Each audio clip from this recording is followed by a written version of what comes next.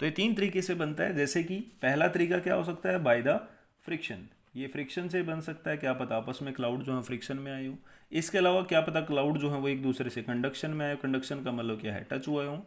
इसके अलावा क्या पता दोनों या इंडक्शन में आए हो।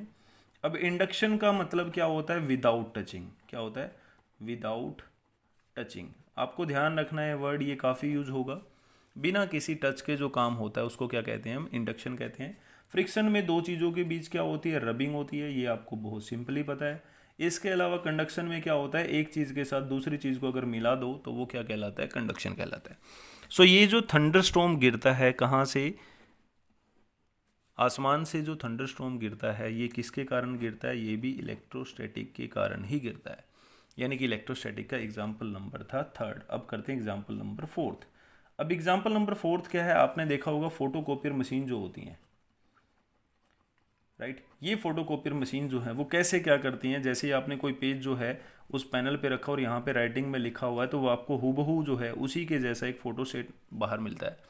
रीजन क्या है, जहाँ जहाँ पर ये लिखाई होती है, जहाँ जहाँ पर आपने लिख रखा है वहाँ वहाँ पर जो है इलेक्ट्रॉन काम करते हैं और इंक को वहीं पर स्प्रेड किया जाता है, इसलिए हमें हूबहू ऐसा ही रिजल्ट मिलता है due to the word electrostatic. इसके अलावा आपने कैपेसिटर को देखा होगा। मैं बताता हूँ आपको कैपेसिटर क्या होता है आपकी भाषा में। कैपेसिटर वो है जो आपके फ़ैन के ऊपर लगा हुआ है या फिर फ़ैन के अंदर लगा हुआ है, एक ऐसे शेप का जैसे कि किसी रेडियो का सेल हो जिसकी दो तारें होती हैं, जिसको आप कंडेंसर कहते हो। क्या कहते हो, कंडेंसर। अब ये जो कंडेंसर होते हैं ये क्या होते हैं, आपने देखा होगा इनको दो तारें होती हैं इनकी। कई बार इनको मैकेनिक जो हो डायरेक्ट जो है वो 220 में लगाकर चेक करते हैं एंड देन उसकी तारों को मिलाते हैं तो यहाँ पर हल्का सा स्पार्क निकलता है। So this is the device whose function to store the charge. क्या फंक्शन होता है इसका, चार्ज को स्टोर करना। बिकॉज जैसे ही लाइट आती है तो फैन को जो है वो अच्छा एक्सेलरेशन चाहिए, अदरवाइज उसके अंदर ह्यूमिंग साउंड आएगी, उसकी जो कोयल हैं वो गर्म हो जाएंगी, तारे, जिसके कारण मैग्नेटिक फील्ड बनना है। तो ये जो कंडेंसर होता है इसका मेन फंक्शन क्या होता है, एकदम से ज़्यादा करंट देना। और ज़्यादा करंट कैसे आएगा, जब इसके पास खुद का करंट होगा। तो क्या होता है, उधर से 220 आती है और कुछ वोल्ट इसके पास भी होता है 220 का, तो ये एक सेकंड के लिए 440 का जो है वो इसको झटका देता है, जिससे फ़ैन को रेस्ट की पोजीशन में तोड़ने में आसानी रहती है और फ़ैन ईजिली जो है वो मूव करना शुरू कर देता है। इसीलिए ये हर एक उस मशीन में लगा होगा जो रोटेट होती है। फ़ैन से लेकर के मोटर तक हर एक जगह पर ये मिलेगा। सिर्फ एसी वाले इंस्ट्रूमेंट पे, डीसी वालों पे नहीं होगा ये, जो एसी पे चलते हैं। और एसी कितनी आती है हमारे घर में, 220 वोल्ट आती है, राइट। उसके अकॉर्डिंग ही जो है वो करंट जो है वो चेक किया जाता है, राइट। इसके अलावा नेक्स्ट जो है वो है कि हम इसी के कारण जो है, ये फोर्थ फिफ्थ देख लो, एटॉमिक साइज या एटम की स्टडी करना, राइट। Atomic size, right. या एटम के साइज के बारे में कंफर्मेशन हम कैसे करते हैं कि एटम कितने बड़े साइज का है, कैसे कैसे जो उसके इलेक्ट्रॉनिक कॉन्फ़िगरेशन है वो कैसे पता लगता है।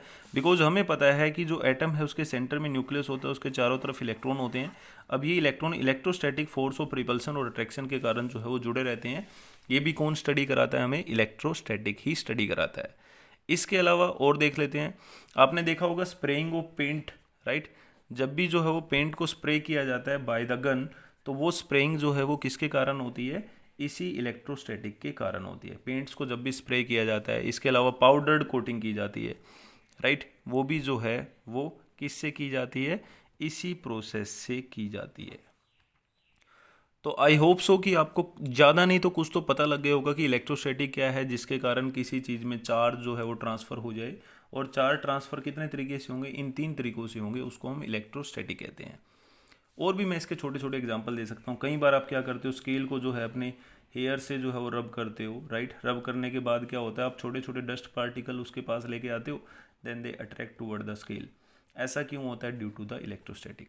इसके अलावा कई बार आप अपने पेन को जो है अपने हेड पे जो है वो रब करते हो या पेंसिल को रब करते हो, तो वो भी छोटे छोटे पार्टिकल को खींच लेती है ड्यू टू द इलेक्ट्रोस्टैटिक। इसके अलावा आप क्या कर सकते हो, घर पे एक बैलून लेना, राइट। उस बैलून को जो है आपको अपने हेड पे रब करना है। रब करने के बाद क्या करना है, उसको एक दीवार के किनारे छोड़ देना है, तो वो बैलून उस दीवार से चिपका रहेगा। चाहे आज ही करके देख लेना, ड्यू टू द इलेक्ट्रोस्टैटिक।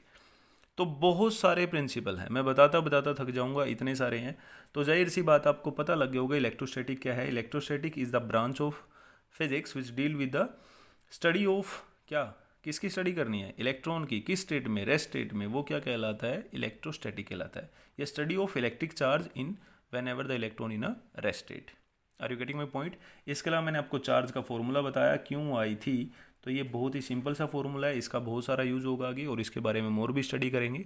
अब आते हैं कुछ और छोटी छोटी बातों पे कि इलेक्ट्रिक चार्ज क्या है, राइट? हाँ जी, चार्ज किसको कहते हैं? चार्ज का फॉर्मूला मैंने बताया क्यों आई थी, राइट? ये इसका चार्ज का सिंपल फॉर्मूला है।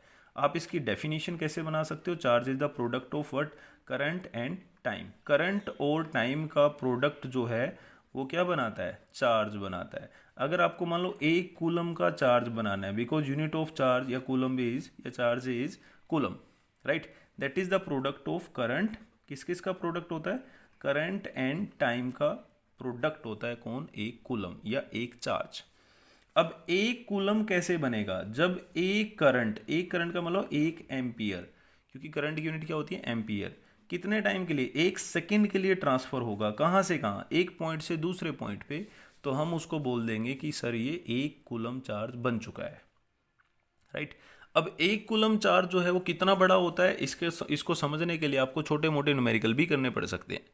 तो इलेक्ट्रिक चार्ज की मैं आपको एक डेफिनेशन बता देता हूँ। इसके अलावा, ये तो है ही, इसके अलावा छोटी सी definition, electric charge is a physical quantity due to which, एक ऐसी फिजिकल क्वांटिटी होती है जो आपने 11वीं में भी पढ़ी थी, due to which electrical and related effect जो हैं वो प्रोड्यूस हो जाते हैं। कौन कौन से?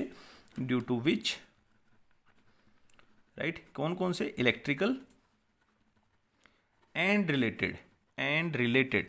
अब रिलेटेड कौन से होंगे भाई, वो आप मेरे को बताओगे। रिलेटेड कैसे हो सकते हैं? कुछ लाइट की फॉर्म में हो सकते हैं, कुछ घूमने की फॉर्म में हो सकते हैं। ये सारे के सारे रिलेटेड जो हैं वो इफेक्ट होते हैं, इनको हम कहते हैं इलेक्ट्रिक चार्ज।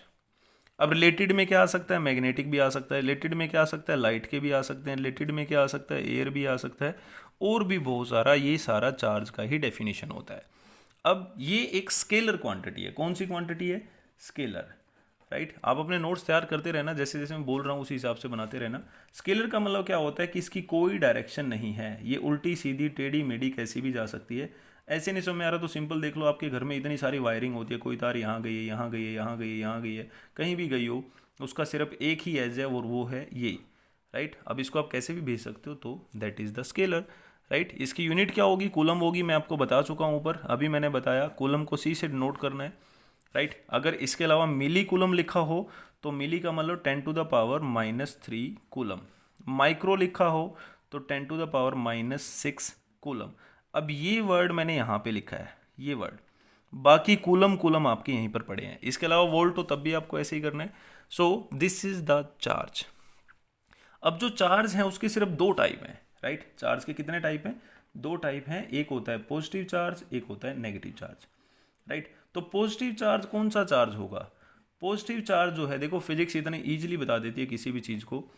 पॉजिटिव चार्ज वो चार्ज होगा जहाँ पर इलेक्ट्रॉन की कमी होगी, लेस इलेक्ट्रॉन कम होंगे, वहाँ पे पॉजिटिव चार्ज बनेगा। और नेगेटिव चार्ज कौन सा होगा? जहाँ पर इलेक्ट्रॉन जो है वो ज़्यादा होंगे, वो नेगेटिव चार्ज होगा, राइट? मैंने आपको 11th में भी एक क्वेश्चन किया था, question from IIT, right? IIT Bombay में था ये क्वेश्चन। सिंपल सा क्वेश्चन था कि मेरे पास 2 मास हैं, ये है 10 मिलीग्राम का और ये भी 10 मिलीग्राम का है, राइट? मैंने क्या किया, एक के ऊपर ऐसी सिचुएशन बनाई कि इस पर नेगेटिव चार्ज आ गया। कौन सा आ गया?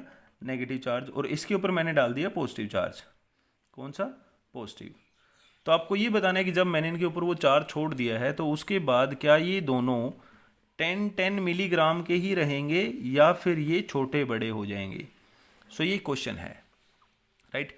अभी इसी क्वेश्चन के साथ हम आज का लेक्चर ख़त्म करते हैं, बिकॉज वीडियो काफ़ी हो गई हैं और पहला दिन वैसे है। तो इस क्वेश्चन को आपको जो है वो सोल्व करने की कोशिश करनी है, और जैसे ही सॉल्यूशन मिल जाए then send me the answer, ताकि देख सकें कि आपका इस चैप्टर में या इस टॉपिक में इंटरेस्ट बना कि नहीं बना। सो आज हम यहीं स्टॉप करेंगे, ये आपकी लास्ट वीडियो रहेगी, ध्यान से देखना। और फिर भी अगर कोई डाउट है तो मैं आपके साथ जुड़ा हुआ हूँ, मेरे को कॉल करके पूछ सकते हो साइट। और बस आज यहीं रोकते हैं। Thank you.